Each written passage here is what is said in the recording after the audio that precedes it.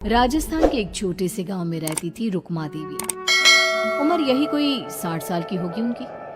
गांव के लोग कहते थे कि वो औरत नहीं बल्कि डायन थी, क्योंकि शादी होते ही रुक्मा के पति की मौत हो गई और फिर धीरे धीरे उसके परिवार के सब लोग एक एक करके खत्म हो गए। और साथ ही गांव में पड़ा अकाल, जमीन सूख गई, खेती सूख गई, लोग भूखे मरने लगे। रुक्मा को गांव से बाहर निकाल दिया गया और तब से वो गांव के बाहर झोपड़ी बनाकर रहने लगी।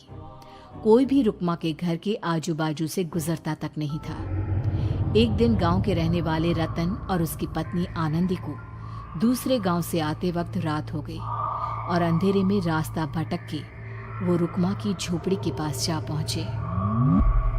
अरे आनंदी, ये क्या हो गया? हम तो रुक्मा डायन की झोपड़ी के पास आ पहुंचे। अब तो सब बुरा होगा। जल्दी जल्दी से निकल यहाँ से। हाँ जी, सही कहते हैं आप, ये डायन हमको खा जाएगी, जल्दी भागो यहाँ से। तभी रुक्मा झोपड़ी से बाहर आती है। अरे रुको, तुम लोग यहाँ मेरी झोपड़ी में आराम कर लो और देखो, इस रास्ते पर आगे मत जाना। हाँ, हमें आगे जाने से इसलिए रोक रही है ना, ताकि हमें मार डाले तू। अरे ना ना, मैं तो तुम्हारी जान बचाना चाहती हूँ, मेरी बात तो सुनो। डर की वजह से आनंदी और रतन वहां से भाग जाते हैं, लेकिन फिर अगले दिन गांव में खबर फैलती है कि रतन और आनंदी ने अपने घर में फांसी लगाकर आत्महत्या कर ली। वजह क्या थी किसी की समझ में नहीं आया। अगले दिन गांव में जोर का तूफान आया और भयानक तरीके से किसी के रोने की आवाज गूंजने लगी। अरे भाई, लगता है उस डायन रुक्मा ने गांव पे काला जादू कर दिया है। हाँ भाई, मुझे भी ऐसा ही लग रहा है। लगता है कल आनंदी और रतन मर गए। लगता है ये उसी का किया धरा है। हमें सरपंच के पास चलना चाहिए। वो दोनों आदमी सरपंच के घर पहुंचते हैं। अरे, तुम इस वक्त यहाँ पर क्यों आए हो? जानते नहीं बाहर क्या हो रहा है? कितनी डरावनी आवाज गांव में गूंज रही है। बस मालिक, किसी तरह आ गए। पूरे गांव वालों की जिंदगी का सवाल है। अरे मालिक, ऐसे तो सब एक एक करके मर जाएंगे। तो क्या चाहते हो? क्या किया जाए? मालिक, हमें रुक्मा को मारना होगा। अरे जब तक वो डायन गांव में जिंदा रहेगी, तब तक गांव में ये सब होता ही रहेगा। शायद ठीक कह रहे हो तुम लोग, मगर ये काम करेगा कौन? मालिक, अगर आप कहे तो हम दोनों मिलके इस काम को अंजाम दे दे। बस आपको हमें यकीन दिलाना होगा कि हम पकड़े नहीं जाएंगे। ठीक है, लेकिन बाहर जो आतंक का साया है, उसमें तुम दोनों रुक्मा तक पहुंचोगे कैसे? हैं?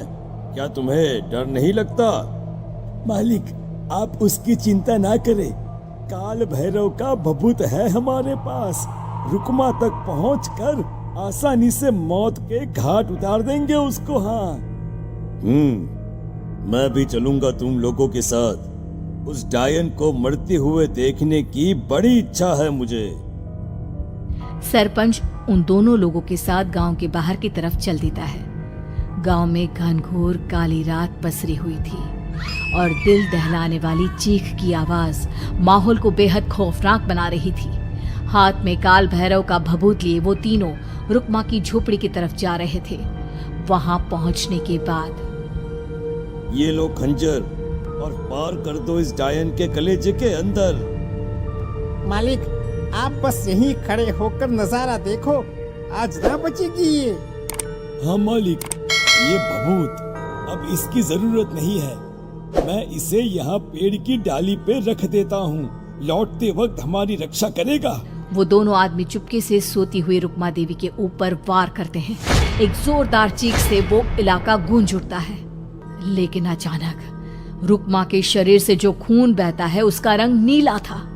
ये देखकर वो दोनों आदमी डर से कांपने लगते हैं। अरे अरे अरे अरे, ये क्या? अरे इसके खून का रंग तो नीला है। अरे तो क्या हुआ? डायन जो ठहरी इंसान नहीं है ये, और आज इस बात का पक्का यकीन हो गया है। मर गई चुड़ैल, मर जाने दे। चल सरपंच साहब को जाकर ये खबर सुनाते हैं। वो दोनों जैसे ही बाहर आए, उन्होंने देखा सरपंच की लाश पेड़ पे लटकी हुई थी। ये देखकर वो दोनों डर के मारे चीखते हुए वहां से भागे, लेकिन तभी एक बेहद डरावनी औरत उनके सामने आकर खड़ी हो गई। कहाँ जा रहे हो? तुम्हें क्या लगा किसी का खून करके बच जाओगे तुम? कौन हो तुम? कौन हो? हमने तो डायन को मारा है, कुछ गलत नहीं किया भाई। वो डायन नहीं थी, वो इस गांव की रक्षा कर रही थी। तुम कौन हो? और तुम्हें कैसे पता वो कौन थी? उसने रतन और आनंदी को मार डाला।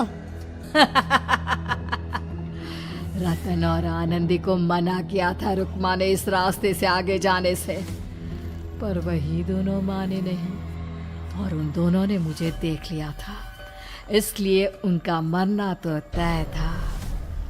क्या मतलब तूने मारा था? और हम समझ रहे थे कि रुक्मा ये सब कर रही है। अरे वो तो मेरे कब्जे में थी, रोज अपने खून का चढ़ावा देकर इस गांव को बचा रही थी, तभी तो उसका खून नीला पड़ गया था। लेकिन तुमने तो उसे मारकर मेरा काम आसान कर दिया। अरे नहीं नहीं, हम नहीं मानते कि ये सच है। नहीं मानते तो बताओ सरपंच कैसे मरा फिर? क्योंकि उस वक्त तो तुम लोग रुक्मा को मार रहे थे ना, जवाब दो। हाँ बात तो सही है, इसका मतलब इसका मतलब अब तुम लोगों ने अपनी मौत को खुद दावत दी है, क्योंकि जो तुम लोगों को बचाने की कोशिश कर रही थी वो तो अब रही नहीं। अरे लेकिन कौन है वो जो हम लोगों को मारना चाहता है? आत्मा, रुक्मा के घर वालों की आत्मा। वो लोग कोई आम आदमी नहीं, खूनी भेड़िए थे और रुक्मा ने उनका ये राज जान लिया था। रुक्मा के अंदर शक्तियां थी जिसके चलते उसने उन सबको खत्म कर दिया। क्या? अरे लेकिन पूरा गांव तो समझ रहा था कि रुक्मा अपने घर वालों को खा गई।